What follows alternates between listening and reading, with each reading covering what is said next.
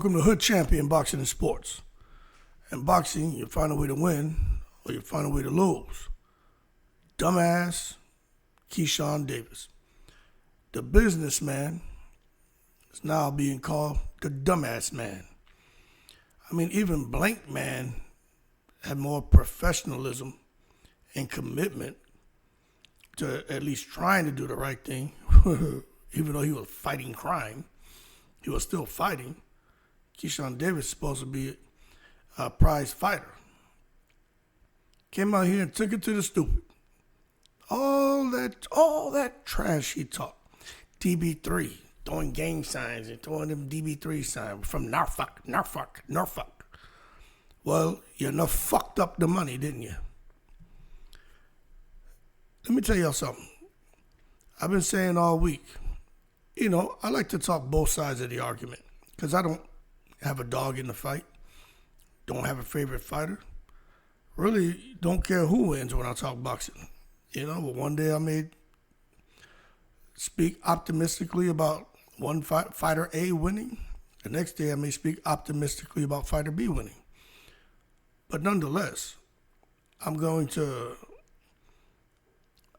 be as real as I possibly can and candid when I deliver a video about these fighters. I like to have fun. I got a good sense of humor.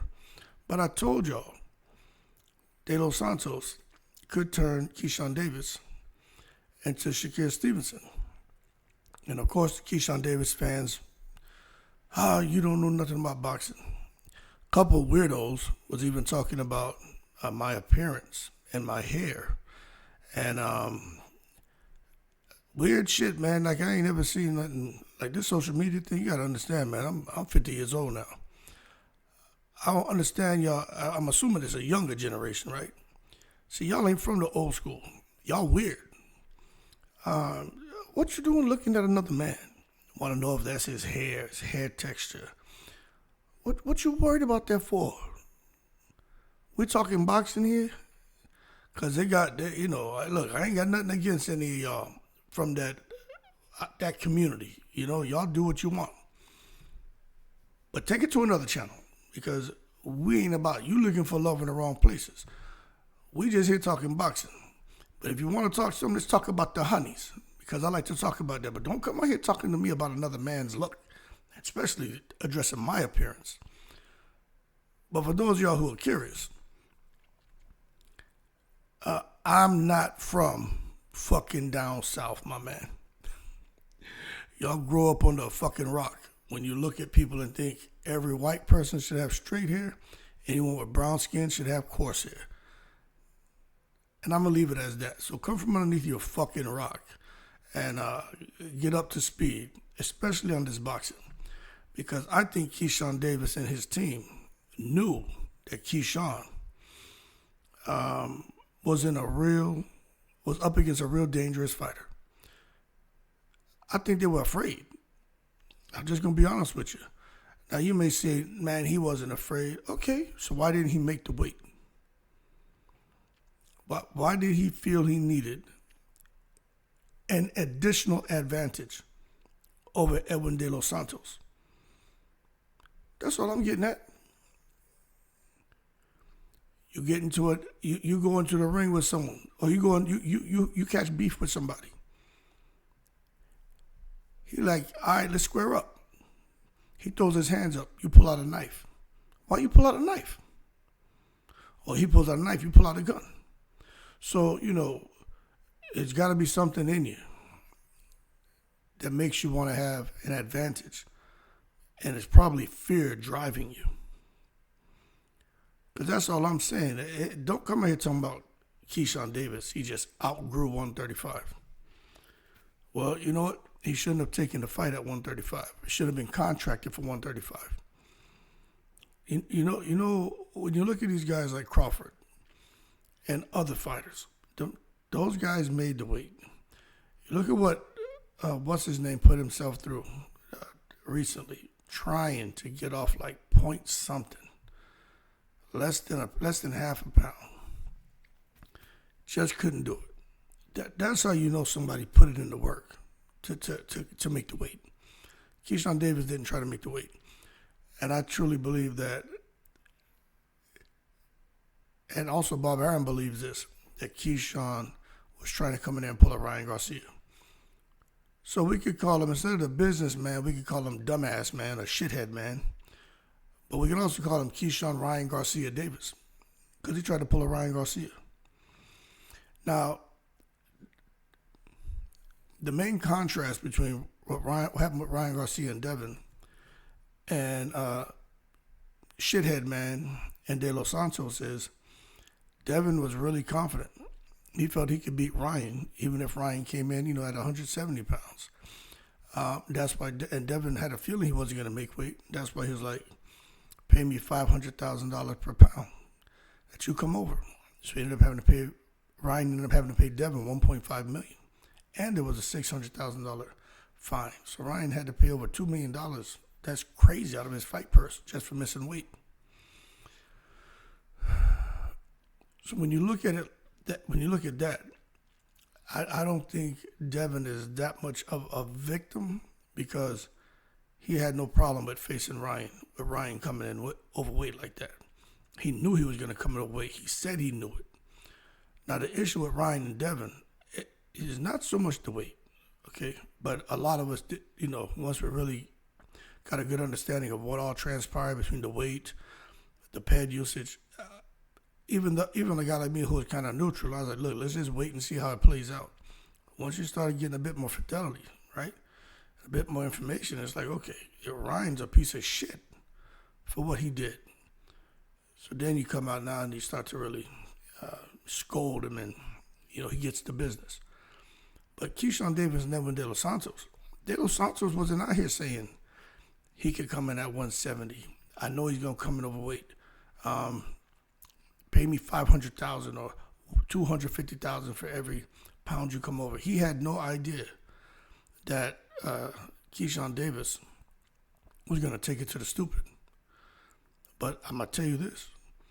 Keyshawn Davis, I really believe that he knew De Los Santos on a level playing field, that De Los Santos had the advantage with the power and speed. Now, this is the other thing. When you guys come out here talking about Keyshawn Davis had like a 4-inch reach advantage, he looked taller than him for sure, but the reach, both of their reach are like 70 inches. So he didn't have a reach advantage. He had a height advantage. And I think De Los Santos would have got there. The only thing I'm not so sure of, right? I'm not so sure is if Bomac had anything to do with this strategy of Keyshawn just not making the weight and coming in there fresh, full of that JP8 fuel, that's that jet fuel, and ready to just destroy Edwin De Los Santos, or at least try to. But I just want to think that Bomac wouldn't be okay with that. But I'm going to tell you this. Same way I came down on Reynoso's ass for having all that shit going on with fighters he trains, with them peds, talking about the drug cartel, the Reynoso drug cartel. I got to put a foot in Bomac's big fat ass for allowing this. He can't tell me he didn't know Keyshawn was going to miss weight like that. You can't make me believe at all that Bomac didn't know. But anyway, people trying to fill the gaps on why Keyshawn did it. Let me tell you something. I just think, one, Keyshawn wasn't confident in himself. I think, two, maybe he really did outgrow the division. I think, three, he felt like if he got a name like De Los Santos on his record, that's a big name. That's a big feather in his cap. That would have just given him even more momentum as he transitioned to 140. But also, I think he kind of looked at some of the pre-fight trash talk, and I think he became a little frustrated as well. Some people are going to say there's no clear evidence that he's afraid, but I'm just telling you, it looks to me like he did everything he could to not go forward with the fight. And this is the thing that I tell you with this guy, right? He ain't trying to make that weight. But you know how I know he didn't try to make the weight? he's so young and immature, right? And stupid that when he was on the scale, because they were trying to renegotiate like 10 pounds, more money. But this is where Keyshawn messed up. They felt they had everything kind of worked out. But Keyshawn Davis was on the scale dancing. Dancing on the scale and kind of making a mockery of missing weight. Doing stupid young shit. And that guy Samson Lekowitz, or whatever that was his last name, De Los Santos promoter, he looked at that and he said, you know what? This guy never tried to make weight. Like, they were going to try to resolve it. You know they always try to resolve it if somebody misses weight, even though that was a lot. They were like, yo, good opportunity to get some money, figure this out. But when he saw that, he said, oh, this guy, he never really tried to make that money. He's up there dancing on the effing scale, and he knows that he has an advantage over De Los Santos. De Los Santos could, even though he's powerful and a sharp fighter, he could get hurt. And everybody, let me tell you something. That shit with Ryan and Devin, whether you agree with Devin going forward with the fight or not, whether you think Ryan is guilty or innocent, it doesn't matter. That kind of set the standard for what the commission for promoters and fighters are not going to tolerate. You miss the weight by a pound, 2 pounds, 4 pounds, problem. Okay? So you can't go to a full training camp knowing you have a fight, knowing the weight is going to be, and just coming 4 pounds over. Like, you're just not going to do that. Okay? Now, as far as Davis going to 140 pounds, if his future is going to be smoother, I don't know. I'll be honest with you. I don't know if his future is going to be any smoother. I think he's hurt himself. I think nobody takes him serious. He talks so much trash out there in Norfolk, right, where he's from, Virginia. All these people came out to see him and his brothers in the whole car, but really him. And his stupid ass is looking like a clown out there. And then what's crazy is, Top Rank, they gave people to 5 o'clock tomorrow to get a refund. So you know how some people are, procrastinating. They have other things going on. They may not be able to get out there and get their money back. So he just went from being like the champion of Norfolk, the mayor of Norfolk, to being the goddamn clown in Norfolk. People are going to look at him like he's an idiot. They know what he tried to do. They're not stupid. Most of them people who come out to support him, they understand boxing enough to know that they fight at certain weight classes and fighters have to make weight. And they understand enough to be like, damn, this guy missed it by how much? And to me, I think it's messed up because people are now dragging Terrence Crawford into this. Terrence Crawford doesn't have anything to do with this guy missing weight. Nothing. Keyshawn Davis was afraid of De Los Santos. And I don't care what he says. He was afraid of him. And if he really wanted to fight him, he should have given up half of his fight purse. How you come to the ring, right? You make this man kill himself to make 135. But that's the weight he agreed to.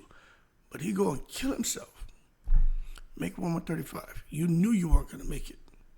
And then you just, when you're trying to renegotiate money, y'all ain't really getting there on the money. Y'all ain't really getting there on anything, but it looks like they're trying to make it work, and you dancing around and acting like an idiot. To me, if that was me, but I'm different. Let's say I really dropped the ball, and I missed weight by 4.3 pounds, but I really tried to make the weight. I don't know how much Keyshawn was going to make. I'm assuming over $1 million, right? Thinking more like 2.5. I don't know. But I would have given up half my fight purse. Because you know what happened? De Los Santos still got paid. Keyshawn Davis didn't. So you tell me this, right? for Mr. Keyshawn Davis, the guy who likes to smoke the devil's lettuce, right? He be in them dispensaries. He up in Debo's pigeon coop getting high and shit. You okay with losing your whole fight purse? Listen, this man was okay with De Los Santos and his team saying, hey, let's try to work this out, but you here dancing and making a mockery and you never really tried to make the weight anyway. You don't care. All right, well, we're going to pull out. We really ain't getting the money we want. We're trying to save this. But De Los Santos' team probably got word that they were going to get paid anyway. So they're like, man, fuck this. We ain't got to deal with this dumbass. We getting paid. He's not. It's free money. Thank you. But if I was Davis, I'd have been like, whatever, give him half my paycheck. Because I know I'm going to beat him. He talked the talk, right? But he didn't walk the walk. He didn't walk the walk. So I'm glad what's happening to Keyshawn Davis is happening to him.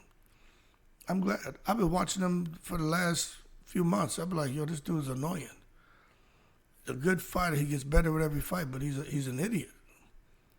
He doesn't shut up. You gotta understand, my damn PTSD be flaring up when I see these little young motherfuckers. That's to me like insubordination, man. I see clowns. Remind me of them young cats that was coming into the military. They're fucking stupid. Getting written up, counseled, mandatory feedbacks, reprimanded, Article 15s, then getting kicked out and go back home to their mother and father.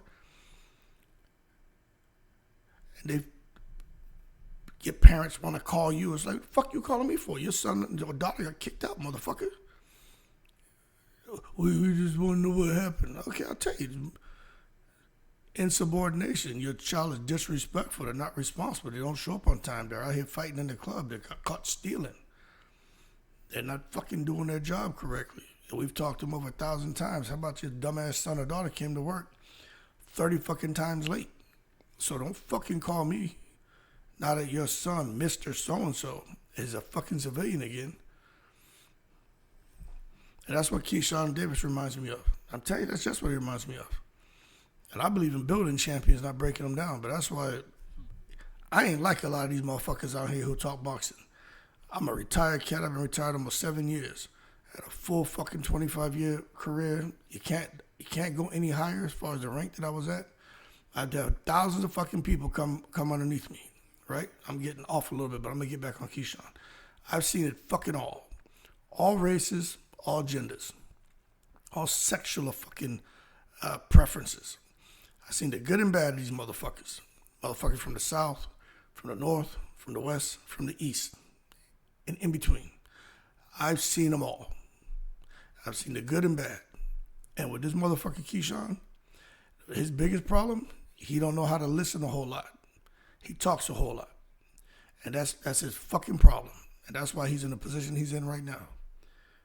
What a dumbass. So for y'all saying, damn, Hood, you coming down on him? Look, if I wasn't coming down on him, that means that I did, that's a little bit of me saying, you're losing it. You know what I'm saying? My man, you have an opportunity here to do something great. And you're really fucking blowing it. Let me tell you something. Questions, for those of you who are still Keyshawn Davis fans, right? And don't want to hear nothing I'm saying. Let me tell you this. The questions that have been raised about his discipline and his preparation will linger on throughout the rest of his career. What I'm telling you is a fact. Ain't no difference of being in the fucking military and a motherfucker gets an evaluation written on their ass and the highest you can get is a 5, right? And your first one, you get a fucking 3. That goes into your personal file. The rest of your career, right? That evaluation stays in there. Never gets pulled out. So even if you turn shit around and you start getting rated, the system may have changed now, but if you start getting rated 5, 5, 5 the rest of your career, your supervision at some point in time, they will look at your records, and they're going to go and they're going to look and see 5, 5, 5. Oh, great. Then they're going to see that 3. Shit could have been from 10, 20 years ago. Think about what the fuck happened here. And this is the same thing with Keyshawn. People who don't really know who he is, they may learn about him 3 years from now because maybe he goes on to do something great at 140 or 147. Think about it, man, this guy was unified champion from 135, 140, 147. But then they be like, oh, what? He lost the belt on the scale. You see, and now that conversation comes up. So these young people, these young guys don't understand that. And that's why it makes me wonder who they got in their corner to impart wisdom to these little young motherfuckers. Because what he did was some cornball shit. Even his brothers now, they're collateral damage. The brothers look stupid now because of Keyshawn. His mother looks stupid. His daughters look, his sisters look stupid because they're related to him, they're associated to him. So once somebody finds out, oh, that's your brother. Oh, the guy who's this and that. I'm just telling you, that's how that shit works. For y'all saying, oh, you're wrong. Okay, you ever came across, had a friend who fucking brother went to jail, dad went to jail, mother went to jail, somebody killed somebody, somebody robbed somebody did some shit? Huh? You start looking at that whole family kind of crazy, don't you? So what Keyshawn did, I think it affects everybody in his family. And I wonder how it's going to affect his brothers tomorrow. I already think his brothers in some tough ass fights. Now they got to come out here and deal with this bullshit. You can tell that Keyshawn is the linchpin between everyone in his family. You could tell that he's the nucleus of that whole family unit. You could tell that, and then he's gonna come out here and fuck it up. Anyway, it's gonna take a while for him to try to do some damage control with his reputation. He's gonna have to figure out a way to rebuild his credibility because all this he and ha and shucking and jiving and showing teeth and acting stupid in front of the camera. That shit ain't gonna fly. So he gotta rebuild his credibility. I don't know. I don't know how he's gonna do it anyway. But we gonna see. Because he's saying he's going to 140. I'll tell you personally, when he goes to 140, I see some people are speculating. Oh, at 140, he going for teal. He going for bigger fish, Hood. You know who he's going to probably try to go after? This is my prediction. That motherfucker going to try to go for George Kambosos after Hitchens whips George Kambosos' ass. Keyshawn Davis going to probably try to go after Kambosos. He ain't going after Hitchens. He ain't going after nobody at 140. He going to go after Kambosos, and Kambosos really should be down at 135. You watch. And this shit about 140-pound division, they got some killers there. Could you imagine an undisciplined Keyshawn Davis fucking around with Puello in there, messing around with Matias, messing around with Gary Antoine Russell? So, anyway, missed that weight by 4.3 pounds, man. Got the whole fight canceled entirely. Ain't no fight no more. Gone. It is crazy. His whole fight purse is gone. But we're going to see. Because if this is just a one-fight mistake, he can learn from that. But like I said, we're talking about evaluations in the military. That 3 is going to remain there, but he can rebuild. I just wonder, if it gets done. But he's looking for a fresh start now. But again, I'm not really sure what happens with that guy. This whole thing about weights and weight issues, and it was inevitable. I was gonna miss weight. I outgrew it. I just think he's supplanted. Like who was the clown of boxing? Adrian Broner had become pretty much cartoonish. the last 5 years of his career. Teofimo Lopez, yeah. So Teofimo Lopez gets to take a little break right now because he was the clown of boxing.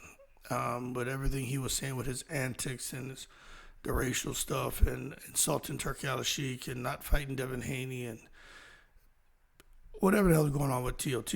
Something wrong with that dude. Now they're saying he has mental health issues. This is the other thing. Why everybody playing like they fucking cuckoo? Everybody claiming they got mental health struggles. You guys notice that? All of a sudden everybody goes, mental health. I need to see a psychologist. I think everybody benefits from going and talking to someone. I know it benefited me when I did it every now and then. I still do it. You know what I'm saying?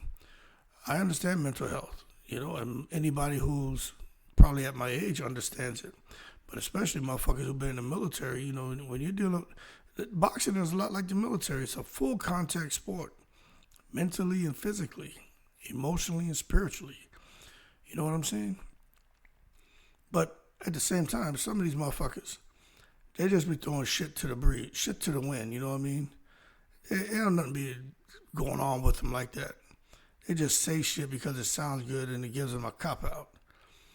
So Tio, whatever's going on with him, but for this guy right here, he just really started buying into his own hype. Dumbass Keyshawn Davis. He started buying into his own hype, and that's what happened. And he deserves everything that's happening to him. It's an opportunity for him to learn, and it gives him an opportunity to grow as a boxer, as a human being, as a father, and as, he calls himself the businessman, okay? If you want people to take you serious, you better be careful how you represent your brand. And I'm telling you that as a small business owner myself. You better be careful how you represent your brand and how you deal with people. Shit come tumbling down, I'm telling you. When shit is good, everybody loves you. When shit is bad, people start bailing on you. When I look at Keyshawn, I think he still has an opportunity, man, to rebuild and get shit together. But I'm just telling you, I saw it all week. Something wasn't right there. People out here disagreeing with me and shit. I'm like, man, something. De Los Santos, man, the Dominicans getting robbed. I was doing all them YouTube shorts, some videos. Don't sleep on Edwin. Everybody, man, Keyshawn got this, Keyshawn this, Keyshawn. Like 80% of people out here, man, no gag reflex. It's Keyshawn all up in your mouth. Motherfucker, can't even be fair and trying to break down a fight and analyze a fight and look at the pros and cons and strengths and weaknesses, the opportunities and threats of fighters. You just see a fighter, and it's who you like, and they can't do no wrong. Get out of here, man. Anybody can lose. There's always a way for a fighter to win. That's why I don't really be responding. I respond to a lot of comments, but some I just don't respond to because I gotta tell the one-track mindedness that's going on. Anyway, he's still a young cat. Still hope for him. But if I ever had a chance to talk to him, you know what I mean, and he shut the fuck up and listen, I'd kick some knowledge to him, for sure. Because the shit he doing, let me tell you, that don't compare. I ain't gonna get into that, but what I'll tell you is, I'm so passionate about young motherfuckers doing the right thing because I've dodged bullets. And I don't mean, and I just leave it. I'll let you figure out what I mean by that. I was young once. I felt a kind of way about myself. And I'm just gonna tell you, when I watch these guys, I'm like, where's that old head to get hold of them and have that one-on-one conversation to make sure that motherfucker don't go the wrong route or get caught with the bullshit they doing. Because I already gone the wrong route, and you want to make sure they don't end up in a situation that no one can help their ass with. And when I watch him, I wonder, who's talking to this dude? Because there's no way in the world, if he had the right people around him, they would have advised him to do that bullshit that he did. You can't make me believe this motherfucker didn't know that he wasn't going to be able to make weight when you come in 4.3 pounds overweight. Bullshit. Just like Ryan knew. Who else recently came in overweight? Was it Edgar Belanga? Edgar Belanga knew. These motherfuckers know. They know what they're doing. 1 pound, whatever, but 3, 4, 7 pounds. Madness. Anyway, y'all keep cool. I'm in the breeze.